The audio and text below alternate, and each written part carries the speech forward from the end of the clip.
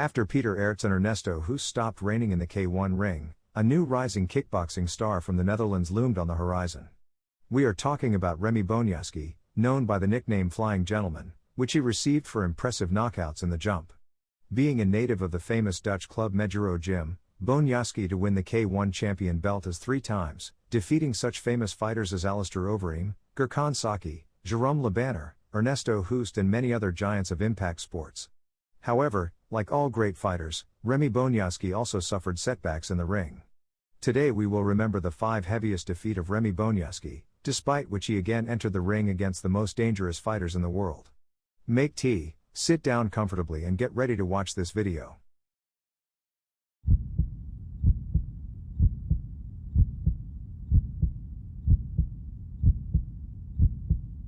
On February 24, 2002, 26-year-old Remy Bonjasky took part in the K1 Grand Prix 2002 qualifying tournament in the Netherlands. Having defeated the dangerous opponent in the quarterfinal match in the person of Melvin Monhoff, Remy reached the semi-finals of the tournament, where a little-known fighter from the Netherlands Errol Paris was waiting for him, about whom it is very difficult to find at least some information on the internet. Errol, who didn't seem to stand out in anything special, entered the ring against an athletic opponent who had superiority in height and arm length. Having missed the jab in the head, Errol moved into close fight and hit Bonjasky with such a terrible blow to the liver, that he could be heard in the back rows of the stadium.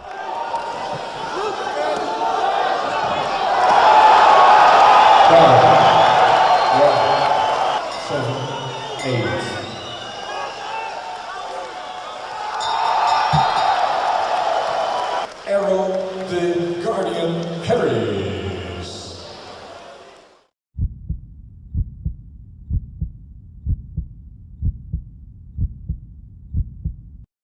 6 months after the knockout loss, the Flying Gentleman faced another insurmountable hurdle in his career. We are talking about 2-time K1 Grand Prix finalist Mirko Cro Cop, who defeated such fighters as Peter Aerts, Jérôme Le Banner, Mike Bernardo and many other famous fighters. The most experienced Cro Cop did not hurry in the duel against Remy Bonjasky, allowing him to work as the first number. After analyzing his opponent's attacks, Mirko activated midway through the second round, giving Bonjasky one of the worst days of his life.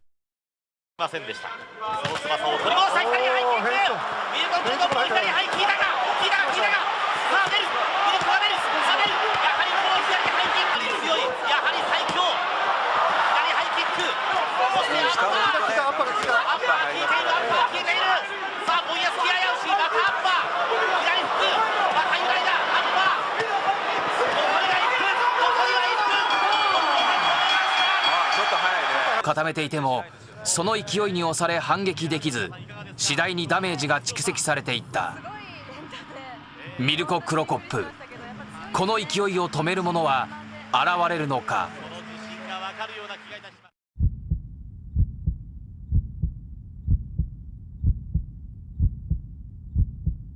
After Remy was defeated by Mirko Cro Cop in 2002, the Flying Gentleman won the K1 Grand Prix Championship belt in 2003 and 2004. Peter Gokhan, Cyril Abidi, Musashi and Ernesto Hoost himself felt the bitterness of defeat after the fight with Bonjaski. Despite the fact that Remy achieved great success in the ring, he remained a modest man, not succumbing to the bad influence of fame. As before, Remy prepared every fight as if it were the last fight of his life, and set out to win the K1 Grand Prix for the 3rd time in a row. On November 11, 2005, the K1 Grand Prix 2005 tournament took place, where Remy in the quarterfinals fight faced the giant fighter from South Korea, Hongman Choi. Having won by unanimous decision of the judges, Remy reached the semi-finals of the tournament, where he had to fight again with an opponent who was significantly superior to him in height. This opponent turned out to be a fighter from Holland, Sammy Schilt, who had a height of 212 centimeters. Schilt, who at the time of the fight had 6 Dan in Ashihara Karate, from the very first seconds fell on Bonjasky like a tank, shooting the Flying Gentleman on all levels. Breaking through Bonjasky's tight defense, Schilt delivered a light and at the same time accurate middle kick in the liver area. After 2 seconds, Remy felt a hell of a pain, and immediately sat down on one knee. Hearing the referee's countdown, Bonjasky got to his feet, but Schilt intended to complete the job. Having pinned the retreating Bonjasky in the corner, Schilt delivered a heavy knee blow to the liver he had already pierced, putting an end to this duel. Feeling the bitterness of defeat, Remy left the ring, barely holding back tears. That evening, Remy received tremendous experience in the ring with opponents who were significantly superior to him in height.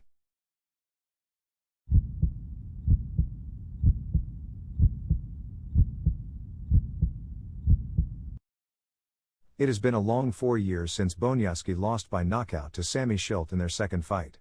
Over the years, Bonjaski managed to hold 18 fights with the most dangerous fighters from around the world, having been defeated in just 2 fights.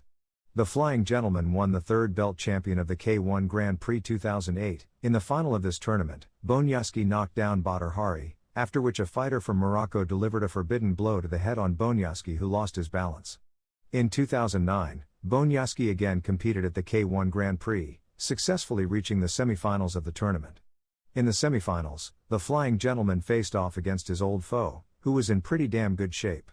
On May 19, 2009, at the It's Showtime tournament, Schilt suffered a crushing knockout defeat from Badr Hari, after which Hightower did a tremendous amount of work on the mistakes, intending to take revenge on Badr in their second fight. On the way to the final against Badr Hari, Schilt removed all opponents from his path, including Bonjaski himself. Despite the fact that Schilt was knocked down already at 7 seconds of the fight, Schilt stood under the referee's count and went forward.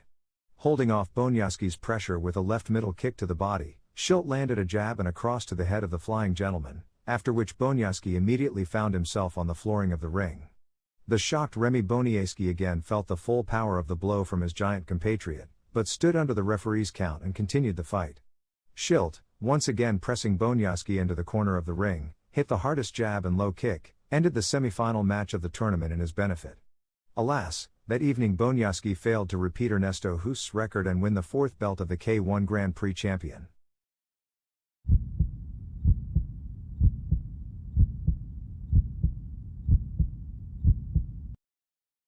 The defeat of Sammy Schilt knocked Bonjaski out of his career for a long 3 years. The Flying Gentleman received a serious injury to the retina, which could lead to complete blindness. After a partial recovery, Bonjaski signed with Glory Kickboxing, and after 2 victorious fights, he agreed to fight against Tyrone Spong. At the time of 2013, Spong was the most dangerous opponent for any fighter in the heavyweight division. Having gained from 77 to 105 kilograms, Spong went through a long adaptation to fights against heavyweights and came out in peak form for the fight against Bonjaski. The fight against Spong for Bonjaski ended already in the second round. Cornered Bonjaski missed a powerful left hook, being knocked out. At the time of the fight with Tyrone Spong, Bonjaski was already 37 years old. He was no longer the same as before, and therefore was an easy prey for younger fighters. Remy Bonjasky had his last fight against Melvin Monhoff. Melvin wanted revenge on Bonjaski for 3 losses so badly that he arranged a fight against a longtime rival in his own promotion.